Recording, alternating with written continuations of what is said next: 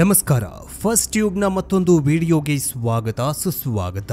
ಲೋಕಸಭೆಯ ವಿರೋಧ ಪಕ್ಷದ ನಾಯಕ ರಾಹುಲ್ ಗಾಂಧಿ ಹೊಸದೊಂದು ಬಾಂಬ್ ಸಿಡಿಸಿದ್ದಾರೆ. ಈವರೆಗೂ ಬಿಜೆಪಿ ಅಧಿಕಾರ ಬಂದಿರೋ ಫೇಕ್ ಮತಗಳಿಂದ ಚುನಾವಣೆಗಳಲ್ಲಿ ದೊಡ್ಡ ಮಟ್ಟದ ಅಕ್ರಮ ನಡೆದಿದೆಯಂತ ಗುಡುಗಿದ್ದ ರಾಹುಲ್ ಗಾಂಧಿ ಸಾಕ್ಷಿ ಸಮೇತ ಗಂಭೀರ ಆರೋಪ ಮಾಡುತ್ತಿದ್ದಾರೆ. 2024ರ ಮಹಾರಾಷ್ಟ್ರ ವಿಧಾನಸಭೆ ಚುನಾವಣೆ, ಲೋಕಸಭೆ ಚುನಾವಣೆಯಲ್ಲಿ ಕರ್ನಾಟಕದಲ್ಲಿ ನಕಲಿ ಮತದಾನ ನಡೆದಿದೆಯಂತ ಗಂಭೀರ ಆರೋಪ ಮಾಡಿದ್ದಾರೆ. ಇದಿಷ್ಟೇ ಅಲ್ಲದೆ ಭಾರತದ ಚುನಾವಣಾ ಆಯೋಗ ಆಡಳಿತಾರೂಢ ಬಿಜೆಪಿಯೊಂದಿಗೆ ಶಾಮೀಲಾಗಿದೆಯಂತ ರಾಹುಲ್ ಗಾಂಧಿ ಆರೋಪಿಸಿದ್ದು, ಕರ್ನಾಟಕದ ಬೆಂಗಳೂರಿನ ಮಹದೇವಪುರ ವಿಧಾನಸಭಾ ಕ್ಷೇತ್ರದಲ್ಲಿ ದೊಡ್ಡ ಪ್ರಮಾಣದಲ್ಲಿ ನಕಲಿ ಮತದಾರರ ಪಟ್ಟಿಯನ್ನು ಸಾಕ್ಷ್ಯ ಸಮೇತ ಬಿಡುಗಡೆ ಮಾಡಿ ಇದು ದೇಶದಲ್ಲಿ ಚುನಾವಣಾ ಪ್ರಕ್ರಿಯೆಗಳ ವಿಶ್ವಾಸಾರ್ಹತೆಯ ಬಗ್ಗೆ ವ್ಯಾಪಕ ಕಳವಳವನ್ನು ಹುಟ್ಟುಹಾಕಿದೆ ಅಂತ ಹೇಳಲಾಗ್ತಿದೆ. ಹಾಗಾದರೆ ರಾಹುಲ್ ಗಾಂಧಿ ಬಿಡುಗಡೆ ಮಾಡಿರುವ ಆ ದಾಖಲೆಗಳು ಏನೇನು? ನಿಜಕ್ಕೂ ಮತಕಳ್ಳತನ ಆಗಿದೆಯಾ? ಇಷ್ಟು ದಿನ ಬಿಜೆಪಿ ಫೇಕ್ ವೋಟ್ಗಳನ್ನು ಪಡೆದು ಅಧಿಕಾರಕ್ಕೆ ಬಂದಿದೆಯಾ? ಕರ್ನಾಟಕದಲ್ಲಿ ನಕಲಿ ವೋಟರ್ ಐಡಿಗಳನ್ನು ಸೃಷ್ಟಿಸಲಾಗಿದೆಯಾ? ಈ ಬಗ್ಗೆ ನಿಮ್ಮ ಅನಿಸಿಕೆ ಏನು? ರಾಹುಲ್ ಗಾಂಧಿ ಆರೋಪ ನಿಜಾನಾ ಇಲ್ವಾ ಅಂತ ಕಮೆಂಟ್ ಮಾಡಿ ಹಾಗೂ ವಿಡಿಯೋಗೆ ಲೈಕ್ ಕೊಡಿ. ಮತಗಳ್ಳತನದ ವಿರುದ್ಧ ಶುಕ್ರವಾರ ಬೆಂಗಳೂರಲ್ಲಿ ಕಾಂಗ್ರೆಸ್ನಿಂದ ಬೃಹತ್ ಪ್ರತಿಭಟನೆ ಹಮ್ಮಿಕೊಳ್ಳಲಾಗಿದೆ. ಅದಕ್ಕೂ ಮುನ್ನ ಮತಗಳ್ಳತನದ ಸ್ಫೋಟಕ ದಾಖಲೆಗಳನ್ನು ವಿರೋಧ ಪಕ್ಷದ ನಾಯಕ ರಾಹುಲ್ ಗಾಂಧಿ ಹೊಸದಿಲ್ಲಿಯಲ್ಲಿ ಬಿಡುಗಡೆ ಮಾಡಿದ್ದಾರೆ. ಪತ್ರಿಕಾಗೋಷ್ಠಿಯಲ್ಲಿ ಪಿಪಿಟಿ ಪ್ರೆಸೆಂಟೇಷನ್ ಮೂಲಕ ಅವರು ಮತಗಳ್ಳತನದ ವಿವರವನ್ನು ಬಿಚ್ಚಿಟ್ಟಿದ್ದಾರೆ. ನಮ್ಮ ಸಂವಿಧಾನ ಅಪಾಯದಲ್ಲಿದೆ ಅಂತ. ನಮ್ಮ ಸಂವಿಧಾನದ ಅಡಿಪಾಯವೇ ಒಂದು ವ್ಯಕ್ತಿಗೆ ಒಂದು ಮತ. ಆದರೆ ಭಾರತದ ಚುನಾವಣೆಗಳ ಬಗ್ಗೆ ನೋಡಿದಾಗ ಒಂದು ವ್ಯಕ್ತಿಗೆ ಒಂದು ಮತ ಭರವಸೆ ಎಷ್ಟು ಗಟ್ಟಿಯಾಗಿದೆ ಎಂಬುದೇ ಪ್ರಶ್ನೆಯಾಗಿದೆ. ನಕಲಿ ಮತದಾರರನ್ನ ಮತದಾರರ ಪಟ್ಟಿಗೆ ಸೇರಿಸಲಾಗಿದೆಯಾ? ಮತದಾರರ ಪಟ್ಟಿ ಸರಿಯಾಗಿದೆಯಾ ಎಂಬುದು ಅದರಲ್ಲಿ ಮುಖ್ಯವಾಗುತ್ತೆ.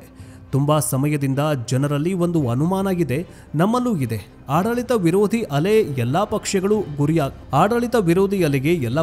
ಗುರಿಯಾಗತ್ವೆ. ಆದರೆ ಒಂದು ಪಕ್ಷಕ್ಕೆ ಮಾತ್ರ ಇದು ಅನ್ವಯವಾಗ್ತಾ ಇಲ್ಲ, ಅದು ಬಿಜೆಪಿಗೆ. ಸಮೀಕ್ಷೆಗಳು, ಮತಗಟ್ಟೆ ಸಮೀಕ್ಷೆಗಳೇ ಒಂದೇ ಹೇಳ್ತಾ ಇದ್ದಾವೆ, ಆದರೆ ಫಲಿತಾಂಶವೇ ಬೇರೆ ಬರುತ್ತೆ ಅಂತ ಲೋಕಸಭೆ ವಿರೋಧ ಪಕ್ಷದ ನಾಯಕರು ಗುಡುಕ್ತಾ ಇದ್ದಾರೆ. ದೆಹಲಿಯಲ್ಲಿ ಸುದ್ದಿಗಾರರೊಂದಿಗೆ ಮಾತನಾಡಿದ ರಾಹುಲ್ ಗಾಂಧಿ, ಕಳೆದ ಲೋಕಸಭೆ ಚುನಾವಣೆಯಲ್ಲಿ ಕರ್ನಾಟಕದಲ್ಲಿ ಬಿಜೆಪಿ 16 ಸ್ಥಾನ ಹಾಗೂ ಕಾಂಗ್ರೆಸ್ 9 ಸ್ಥಾನಗಳನ್ನು ಗೆದ್ದಿದೆ. ಹೀಗಾಗಿ ಕಡಿಮೆ ಅಂತರದಲ್ಲಿ ಸೋತ 7 ಕ್ಷೇತ್ರಗಳ ಪೈಕಿ ಮಹದೇವಪುರ ಕ್ಷೇತ್ರದಲ್ಲಿ ತನಿಖೆ ನಡೆಸಿದ್ವಿ. ಈ ವೇಳೆ ಕಾಂಗ್ರೆಸ್ 1,15,586 ಮತಗಳನ್ನು ಪಡೆದರೆ ಬಿಜೆಪಿ 2,29,632 ಮತಗಳನ್ನು ಪಡೆದುಕೊಂಡಿದೆ. ಕಾಂಗ್ರೆಸ್ಗಿಂತ ಬಿಜೆಪಿ 1,14,046 ಮತಗಳ ಬಹುಮತ ಪಡೆದುಕೊಂಡಿದೆ. ಈ ಮತಗಳಲ್ಲಿ 11,965 ನಕಲಿ ಮತದಾರರು, 40,009 ನಕಲಿ ವಿಳಾಸದ ಮತಗಳು, ಒಂದೇ ವಿಳಾಸದಲ್ಲಿ 16 ಮತಗಳಿರುವಂತಹ 10,452 ಮತಗಳು, ವೋಟ್ ಇಲ್ಲದವರದು ಫೋಟೋ ಇಲ್ಲದಿರುವಂತಹ 4,132 ಹಾಗೂ ಫಾರ್ಮ್ 6 ದುರ್ಬಳಕೆಯಾದ 33,692 ಮತಗಳು ಇವೆ ಅಂತ ಸ್ಫೋಟಕ ಆರೋಪ ಮಾಡಿದ್ದಾರೆ. ಇನ್ನು ಮಹಾರಾಷ್ಟ್ರ, ಹರಿಯಾಣ, ಕರ್ನಾಟಕ ಚುನಾವಣೆ ಸೇರಿದಂತೆ ಹಲವೆಡೆ ಮತಗಳ್ಳತನ ಆಗಿದೆ. ಇನ್ನು ಕಳೆದ 5 ತಿಂಗಳಲ್ಲಿ ಮಹಾರಾಷ್ಟ್ರಕ್ಕೆ ಅತಿ ಹೆಚ್ಚು ಮತದಾರರು ಸೇರ್ಪಡೆಯಾಗಿದ್ದಾರೆ. ಜನಸಂಖ್ಯೆಗಿಂತ ಹೆಚ್ಚು ಮತದಾರರಿದ್ದಾರೆ. ಸಂಜೆ 5 ಗಂಟೆಯ ಬಳಿಕ ಅತಿ ಹೆಚ್ಚು ಮತದಾನವಾಗತ್ತೆ ಅಂತ ಆರೋಪ ಮಾಡಿದ್ದಾರೆ. ಇನ್ನು 2024ರ ಲೋಕಸಭಾ ಚುನಾವಣೆಯಲ್ಲಿ, ಅದರಲ್ಲಿಯೂ ವಿಶೇಷವಾಗಿ ಬೆಂಗಳೂರು ಕೇಂದ್ರ ಕ್ಷೇತ್ರದಲ್ಲಿ ಬೃಹತ್ ಪ್ರಮಾಣದಲ್ಲಿ ಮತಕಳ್ಳತನ ನಡೆದಿದೆಯಂತ ರಾಹುಲ್ ಗಾಂಧಿ ಗಂಭೀರ ಆರೋಪ ಮಾಡಿದ್ದಾರೆ. ಈ ಸಂಬಂಧ ವೋಟ್ ಚೋರಿ ಶೀರ್ಷಿಕೆಯ ಅಡಿಯಲ್ಲಿ ವಿವರವಾದ ವರದಿಯನ್ನ ಅವರು ಬಿಡುಗಡೆ ಮಾಡಿದ್ದು, ವ್ಯವಸ್ಥಿತವಾಗಿ ಚುನಾವಣಾ ಅಕ್ರಮ ನಡೆದಿದೆಯಂತ ಪ್ರತಿಪಾದಿಸಿದ್ದಾರೆ. ಅವರ ಪ್ರಕಾರ ಬೆಂಗಳೂರು ಕೇಂದ್ರ ಲೋಕಸಭಾ ಕ್ಷೇತ್ರ, ಮಹದೇವಪುರ ವಿಧಾನಸಭಾ ಕ್ಷೇತ್ರದ ವ್ಯಾಪ್ತಿಯಲ್ಲಿ ಸುಮಾರು 1,250,000 ಮತಗಳನ್ನು ಅಕ್ರಮವಾಗಿ ಸೇರಿಸಲಾಗಿದ್ದು, ಅದು ಚುನಾವಣಾ ಫಲಿತಾಂಶದ ಮೇಲೆ ನೇರ ಪರಿಣಾಮ ಬೀರಿದೆ ಅಂತ ಆರೋಪ ಮಾಡಿದ್ದಾರೆ. ರಾಹುಲ್ ತಮ್ಮ ತನಿಖಾ ವರದಿಯಲ್ಲಿ 5 ಪ್ರಮುಖ ವಿಧಾನಗಳ ಮೂಲಕ ಮತಗಳ್ಳತನ ನಡೆದಿದೆಯಂತ ವಿವರಿಸಿದ್ದಾರೆ. ಅದ್ಯಾವುದು ಅಂತ ನೋಡ್ತಾ ಹೋಗೋದಾದ್ರೆ, ಒಬ್ಬನೇ ವ್ಯಕ್ತಿಯ ಹೆಸರು ಮತ್ತು ವಿವರಗಳು ಮತದಾರರ ಪಟ್ಟಿಯಲ್ಲಿ ಹಲವು ಬಾರಿ ನೋಂದಣಿಯಾಗಿವೆ. ಕೆಲವೊಮ್ಮೆ ಒಂದೇ ವ್ಯಕ್ತಿಗೆ ಬೆಂಗಳೂರಿನ ಜೊತೆಗೆ ಮುಂಬೈ, ಲಕ್ನೋದಂತಹ ಬೇರೆ ರಾಜ್ಯಗಳಲ್ಲೂ ಮತದಾನದ ಹಕ್ಕು ನೀಡಲಾಗಿದೆ.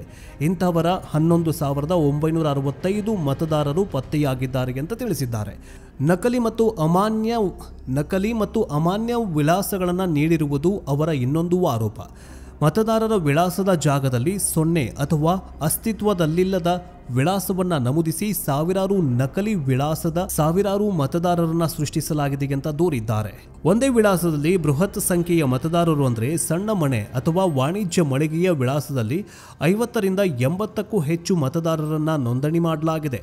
ಉದಾಹರಣೆಗೆ ಒಂದು ಬ್ರೂವರಿಯ ವಿಳಾಸದಲ್ಲಿ 68 ಮತದಾರರು ಇರುವುದಾಗಿ ವರದಿಯಲ್ಲಿ ಉಲ್ಲೇಖಿಸಿದ್ದಾರೆ. ಈ ರೀತಿಯ 10,452 ಮತದಾರರನ್ನ ಪತ್ತೆ ಮಾಡಿದ್ದಾರೆ. ಅಮಾನ್ಯ ಫೋಟೋಗಳು ಅಂದರೆ ಮತದಾರರ ಗುರುತು ಪತ್ತೆ ಹಚ್ಚಲು ಸಾಧ್ಯವಾಗದಷ್ಟು ಚಿಕ್ಕದಾದ ಅಥವಾ ಅಸ್ಪಷ್ಟವಾದ ಫೋಟೋಗಳನ್ನು ಬಳಸಲಾಗಿದೆ. ಇಂತಹ 4,132 ಮತದಾರರು ಪತ್ತೆಯಾಗಿದ್ದಾರೆ. ಇವಿಷ್ಟು ಅಲ್ಲದೆ ಫಾರ್ಮ್ 6ನ ದುರ್ಬಳಕೆ ಅಂದರೆ ಹೊಸ ಮತದಾರರ ನೋಂದಣಿಗೆ ಬಳಸುವ ಫಾರ್ಮ್ ನಂಬರ್ 6 ಅನ್ನ ದುರ್ಬಳಕೆ ಮಾಡಿಕೊಂಡು ಈಗಾಗಲೇ ಮತದಾರರು ಇರುವವರನ್ನ ಮತ್ತೆ ಹೊಸದಾಗಿ ನೋಂದಣಿ ಮಾಡಿಕೊಳ್ಳಲಾಗಿದೆ. ಇಂತಹ 33,692 ಪ್ರಕರಣಗಳು ನಮಗೆ ಸಿಕ್ಕಿವೆ. 70 ವರ್ಷದ ಮಹಿಳೆಯೊಬ್ಬರನ್ನ 2 ತಿಂಗಳ ಅಂತರದಲ್ಲಿ 2 ಬಾರಿ ನೋಂದಣಿ ಮಾಡಿ 2 ಕಡೆ ಮತ ಚಲಾಯಿಸಿರುವ ಬಗ್ಗೆ ವರದಿಯಲ್ಲಿ ದಾಖಲೆ ಸಮೇತ ವಿವರಣೆ ನೀಡಿದ್ದಾರೆ. ಇವನ್ನೆಲ್ಲ ಇಟ್ಟುಕೊಂಡು ಈ ಎಲ್ಲ ಅಕ್ರಮಗಳಿಗೆ ಚುನಾವಣಾ ಆಯೋಗದ ವೈಫಲ್ಯವೇ ಕಾರಣ ಅಂತ ಪಾರದರ್ಶಕತೆಗಾಗಿ ಯಂತ್ರ ಓದಬಲ್ಲ ಡಿಜಿಟಲ್ ಮತದಾರರ ಪಟ್ಟಿಯನ್ನು ನೀಡಲು ಚುನಾವಣಾ ಆಯೋಗ ನಿರಾಕರಿಸಿದೆ.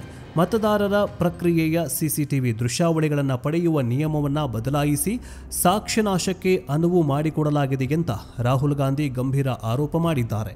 ಮಹಾರಾಷ್ಟ್ರ ವಿಧಾನಸಭೆ ಚುನಾವಣೆಯಲ್ಲೂ ಇದೇ ರೀತಿ ಮತದಾರರ ಸಂಖ್ಯೆಯಲ್ಲಿ ದಿಢೀರ್ ಏರಿಕೆ ಮತ್ತು ಮತದಾನದ ಸಮಯ ಮುಗಿದ ನಂತರ ಮತದಾನದ ಶೇಕಡಾವಾರು ಪ್ರಮಾಣದಲ್ಲಿ ಅಸಹಜ ಹೆಚ್ಚಳ ಕಂಡು ಬಂದಿದೆ ಅಂತ ವರದಿಯಲ್ಲಿ ಉಲ್ಲೇಖಿಸಿದ್ದಾರೆ. ಕೇವಲ 33,000ಕ್ಕಿಂತ ಕಡಿಮೆ ಮತಗಳ ಅಂತರದಿಂದ ಬಿಜೆಪಿ 25 ಲೋಕಸಭಾ ಕ್ಷೇತ್ರಗಳನ್ನು ಗೆದ್ದಿದ್ದು ಇಂತಹ ಅಕ್ರಮಗಳ ಮೂಲಕವೇ. ಕೇವಲ 33,000ಕ್ಕಿಂತ ಕಡಿಮೆ ಮತಗಳ ಅಂತರದಿಂದ ಬಿಜೆಪಿ 25 ಲೋಕಸಭಾ ಕ್ಷೇತ್ರಗಳನ್ನು ಗೆದ್ದಿದ್ದು ಇಂತಹ ಅಕ್ರಮಗಳ ಮೂಲಕ ಕೆಲವೇ ಸ್ಥಾನಗಳನ್ನು ಗೆದ್ದು ಅಧಿಕಾರ ಉಳಿಸಿಕೊಳ್ಳುವ ವ್ಯವಸ್ಥಿತ ಸಂಚು ನಡೆದಿದೆ ಅಂತ ರಾಹುಲ್ ಗಾಂಧಿ ಕಿಡಿಗಾರಿದ್ದಾರೆ.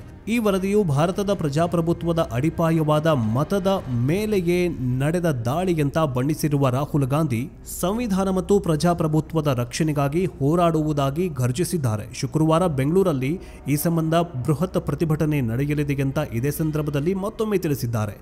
ಇನ್ನು ಬೆಂಗಳೂರು ಕೇಂದ್ರ ಲೋಕಸಭಾ ಕ್ಷೇತ್ರದಲ್ಲಿ 1 ಲಕ್ಷ ಮತಗಳನ್ನು ಚಲಾಯಿಸಲಾಗಿದೆ ಅಂತ ರಾಹುಲ್ ಗಾಂಧಿ, ಹರಿಯಾಣದಲ್ಲಿ ನಮ್ಮ ಪಕ್ಷ ಕೇವಲ 22,000 ಮತಗಳಿಂದ ಸೋತಿದೆ.